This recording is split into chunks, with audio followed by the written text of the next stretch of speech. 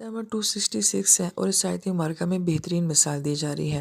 آیا ودو کیا چاہتا ہے احدکم تم میں سے کوئی ایک، یہاں پہ ود کا لفظ ہے جو شدید محبت و تمنا کے لیے آتا ہے، لہٰذا ہم میں سے ہر کوئی ایک چاہتا ہے ان تکون لہ جنتون کہ اس کے لیے ایک باغ ہو۔ تو کیا ہم میں سے ہر ایک کوئی باغ کی تمنا کرتا ہے؟ دراصل یہاں پہ باغ سے مراد کاروبار ہے۔ من نخیلین، اور وہ باغ کیسا ہو؟ کھجور کا ہو۔ کھجور ایسا درخت ہوتا ہے جو ہر سیزن میں پھل دیتا ہے، اور انسان یہ کہتا ہے میرا ایسا کاروبار ہو جو ہر سیزن میں چلنے والا ہو۔ وہ عنابین، اور اس باغ میں جو ہے وہ انگور بھی ہوں، اور انگور سے مراد اس باغ کی خوبصورتی ہے، تو ایسا کاروبار ہو کہ جو کہ بڑا بہترین کاروبار ہو۔ تجری من تحتی الانہار، اور کسی باغ کی بھی خوبصورتی کا یا اس کے زرخیز ہونے کا تعلق جو ہوتا ہے وہ پانی سے ہوتا ہے، تو ایک ایسا کاروبار ہو کہ جس میں ہر طرح کا تحفظ جو ہے وہ ہو۔ لہ فیہا من کل الثمرات، اور پھر اس باغ میں ہر طرح کا پھل ہو، یعنی کہ اس کاروبار کا پروفٹ جو ہے وہ بڑا بہترین ہو۔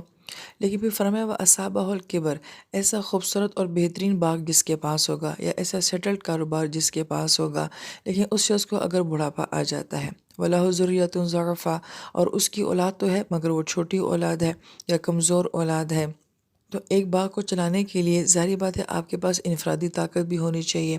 ایک اچھے کاروبار کو چلانے کے لیے آپ کے پاس جو ہے مین پاور ہونی چاہیے، لوگ ہونے چاہیے، مخلص لوگ ہونے چاہیے جو کہ آپ کے کاروبار کو آگے لے کر چلیں۔ تو اگر انسان کے پاس بڑھاپا آ جاتا ہے اور اس کے پاس مین پاور بھی کوئی نہیں ہے، ایون کہ اپنی اولاد بھی نہیں ہے، فَأَصَابَ عِصَارٌ، تو اس باغ کو جو ہے آگ کا ایک بگولا پہنچتا ہے، فِيهِ نَارٌ، اور اس میں آگ ہوتی ہے، فَاحْتَرَقَتْ، اور وہ آگ اس کے پورے باغ کو جلا دیتی ہے، سب کچھ ختم ہو گیا۔ یہاں آگ سے جو تصور دیا جا رہا ہے کہ وہ انسان کی موت ہے، کہ انسان کے کتنے ہی اچھے کاروبار کیوں نہ ہو، کتنی ہی خوبصورت زندگی کیوں نہ ہو، سب کچھ سیٹلڈ ہی کیوں نہ ہو، مگر موت آ کے سب کچھ ختم کر دیتی ہے۔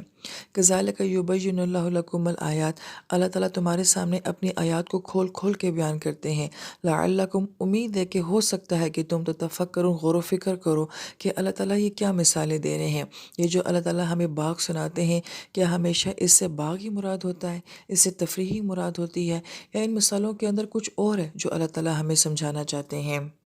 اور غور و فکر سے جو بڑی پیاری بات مفسرین کرام بیان کرتے ہیں کہ پچھلی آیات میں ایک بیج سے جو ہے وہ باغوں کی بات کی جا رہی تھی، اور یہاں پہ اتنا زبردست باغ ہے اور اینڈ پہ جو ہے سب کچھ ختم ہونے کی بات کی جا رہی ہے۔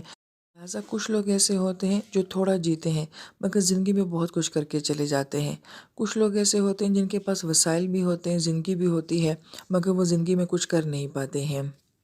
لہٰذا یہ آیات ہیں، اللہ تعالیٰ ہمیں غور و فکر کے لیے کہہ رہے ہیں کہ غور و فکر کرو کہ ان آیات میں اللہ تعالیٰ تمہیں کیا سمجھانا چاہ رہے ہیں۔